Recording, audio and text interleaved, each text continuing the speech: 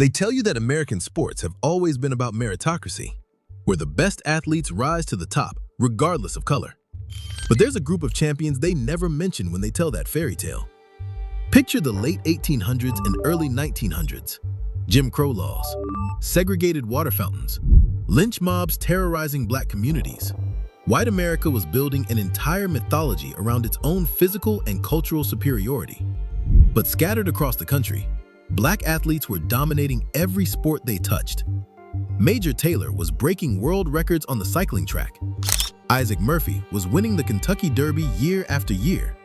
Rube Foster was striking out the best batters in baseball while building an empire. These weren't flukes or exceptions. They were systematic destroyers of the racist fantasy.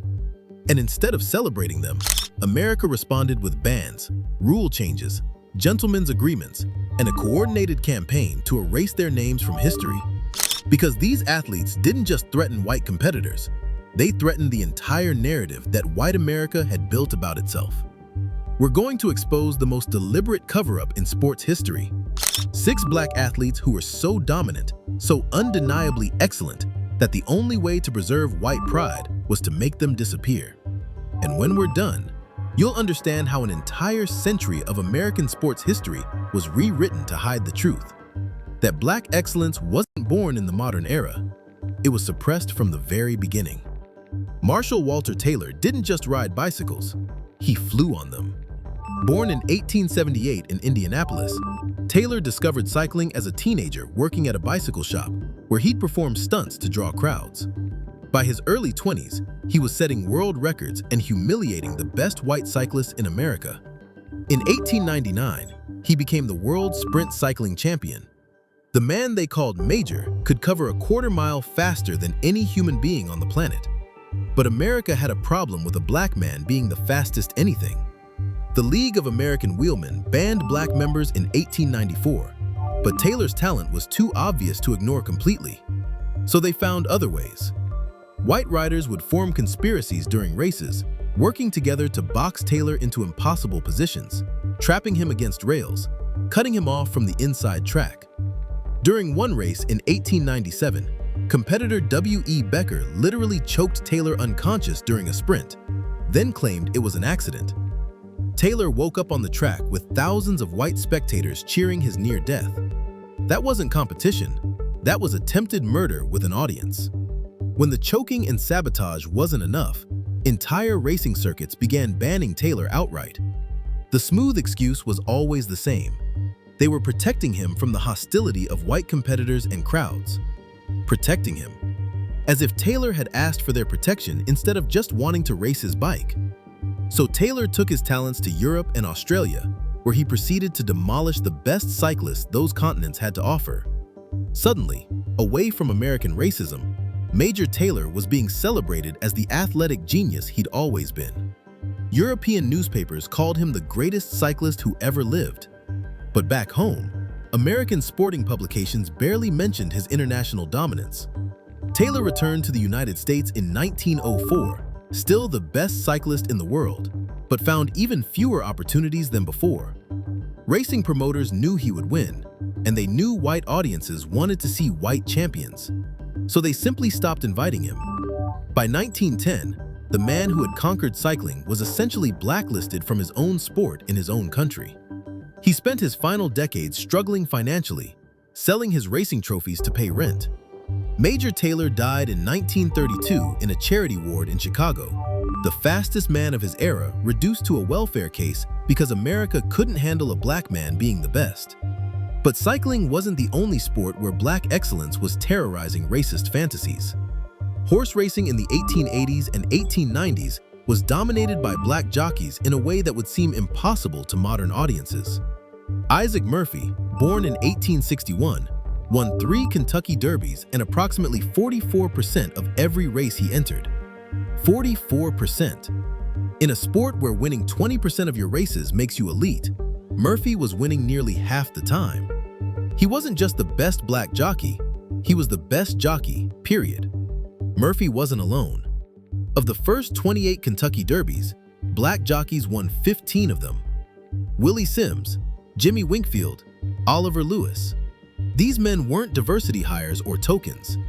They were the most skilled athletes in American horse racing. And white horse owners hired them because winning mattered more than racial solidarity. But as the 20th century progressed, that calculation started to change. The same white power structure that was implementing Jim Crow laws across the South turned its attention to the racetrack. The Jockey Club, which controlled licensing, began implementing new requirements that mysteriously excluded black riders. White jockeys who had been getting dominated for decades suddenly found allies in racing officials who would overlook obvious fouls and dangerous riding when it benefited white competitors. By 1911, black jockeys had been almost completely eliminated from major horse racing.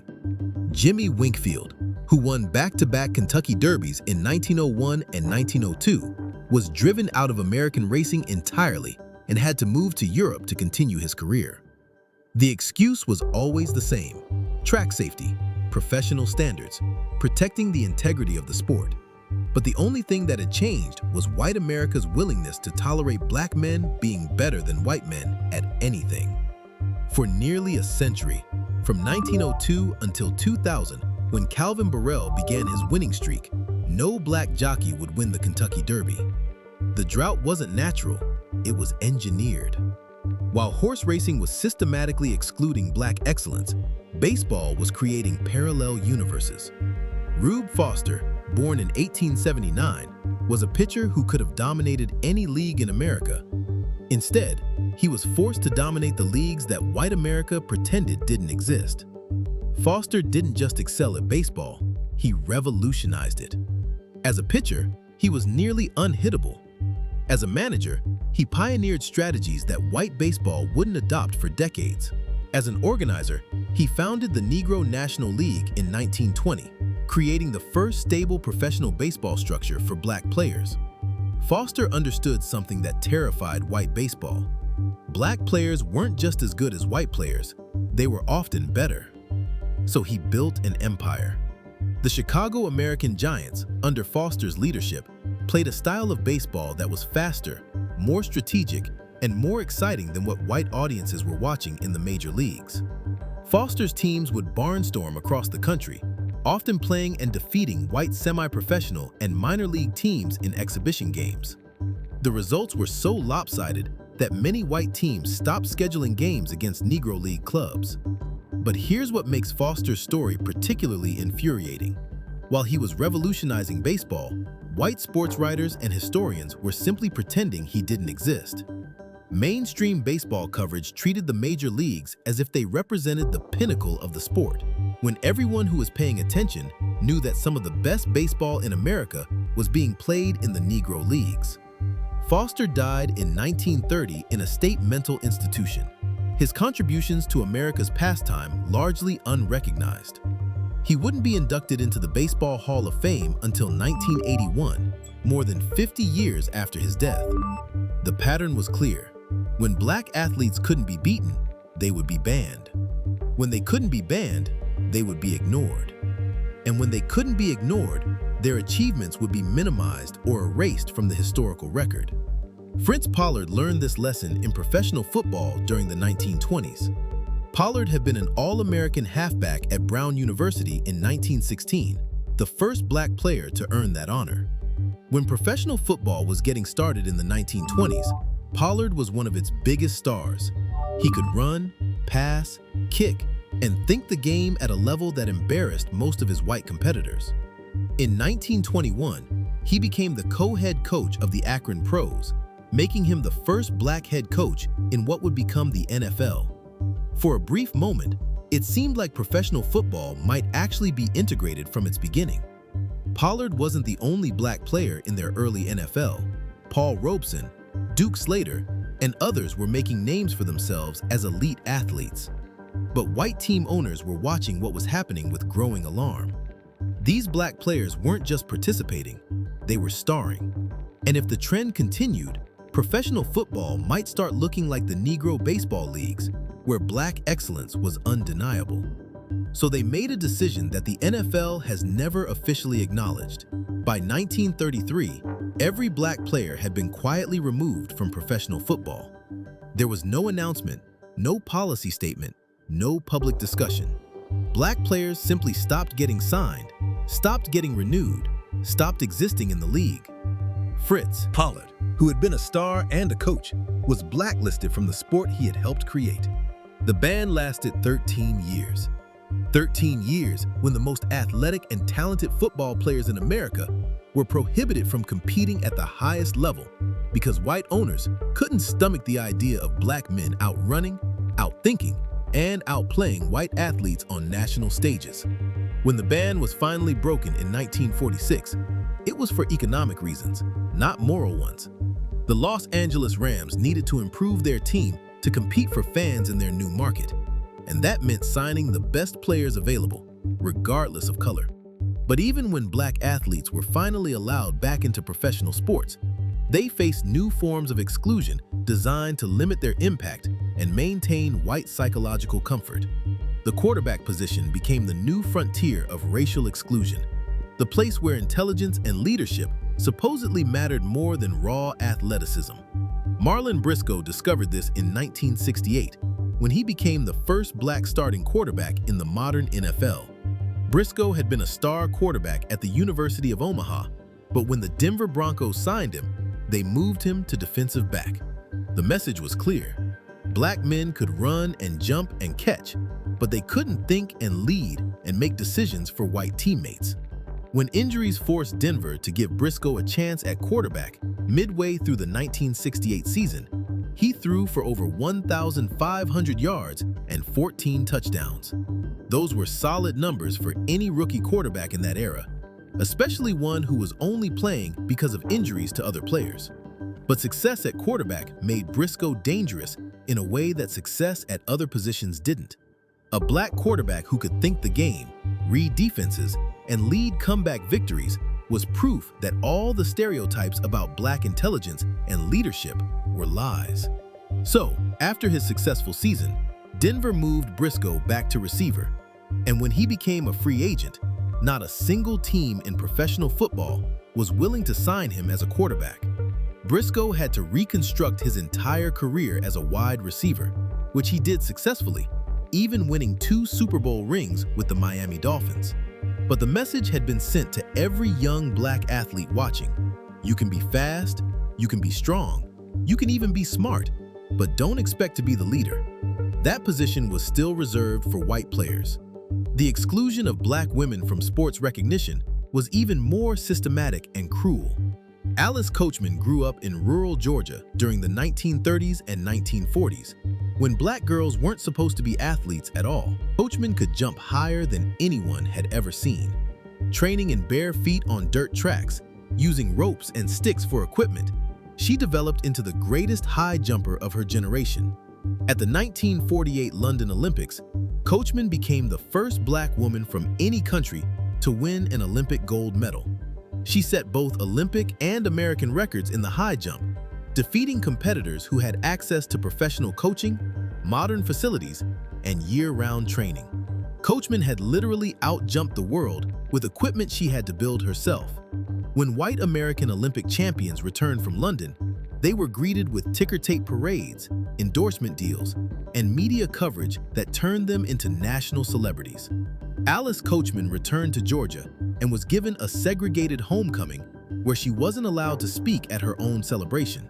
White Olympic champions were becoming millionaires through endorsements and appearance fees. Coachman couldn't get a job coaching high school track. The disparity wasn't accidental.